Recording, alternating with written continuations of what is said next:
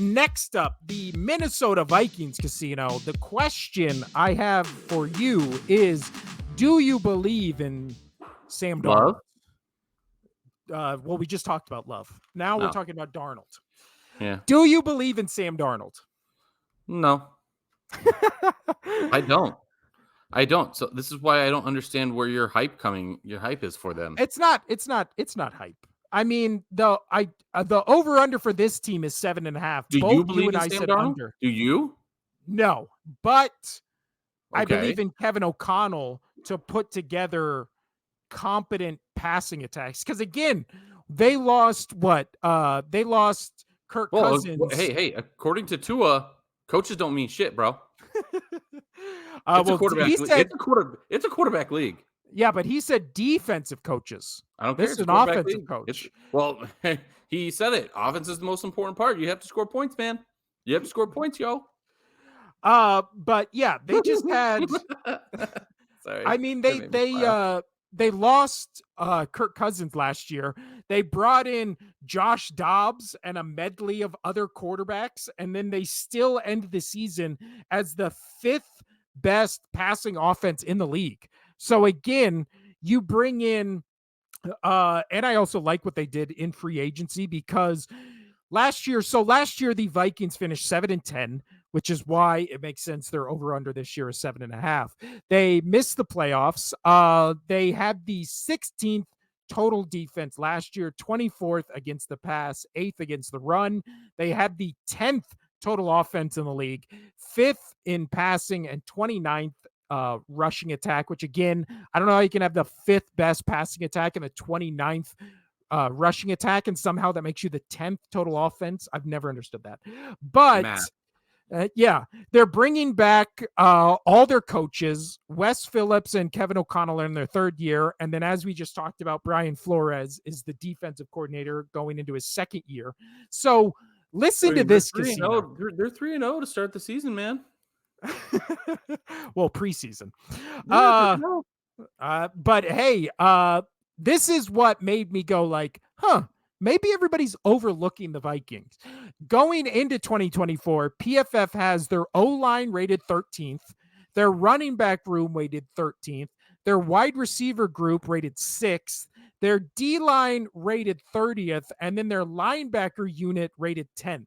So now, casino, I'm going to read off what they brought over in free agency. So we just talked about Aaron Jones left the Packers to sign with the Vikings.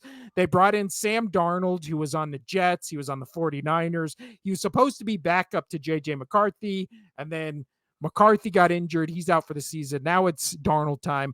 But here's who they brought in. They brought in linebacker Jonathan Greenyard from the Texans. They brought in linebacker Andrew Van Ginkel, one of the best names ever, from the Dolphins. They brought in linebacker Blake Cashman from the Texans. They brought in linebacker Jimmy Ward from the Giants.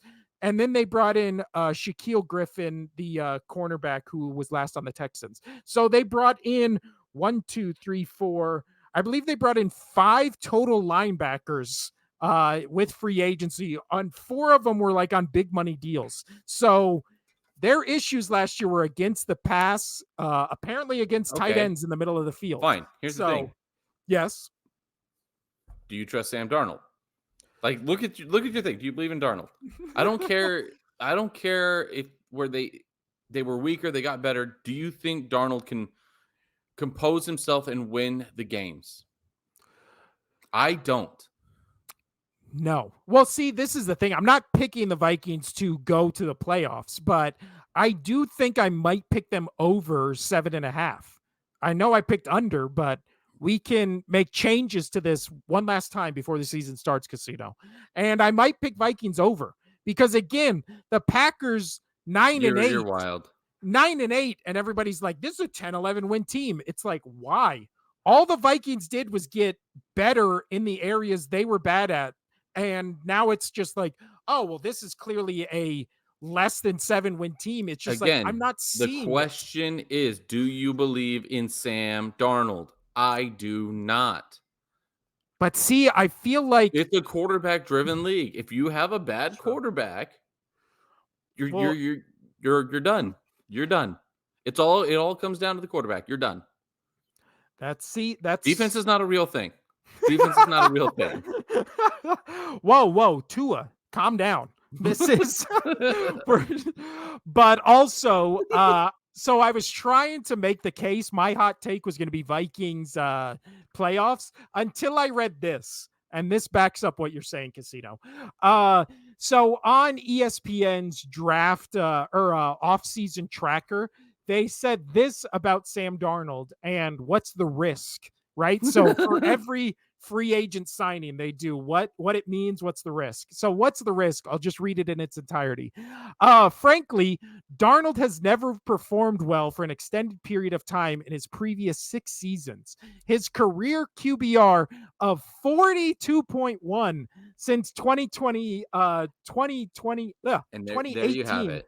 ranks 39th out of 43 quarterbacks who have at least 16 starts over that period. So, yeah, when he plays games, he's one of the worst quarterbacks in the league. So, There you go. I was trying to get there with No. the Minnesota Vikings, but No. maybe if it was JJ McCarthy and what we saw in his brief window in the playoff or in the preseason, I would have been like, maybe. But with Sam Darnold, no. Why are you can't no, now trust you're him. backing up. No. You're saying Yeah. this team is Well, I was saying I was you're going calling to this get there. team you're saying this team's Super Bowl bound. No. But yeah, so now by default, I have to take the Packers over the Vikings because they have something the Vikings don't, which is a good quarterback. Not even a good quarterback, a competent quarterback. So my Vikings hype when I was reading all this, I was like, oh, and then I remembered Sam Darnold was the quarterback, and I was like, there goes Oh. my yeah, exactly.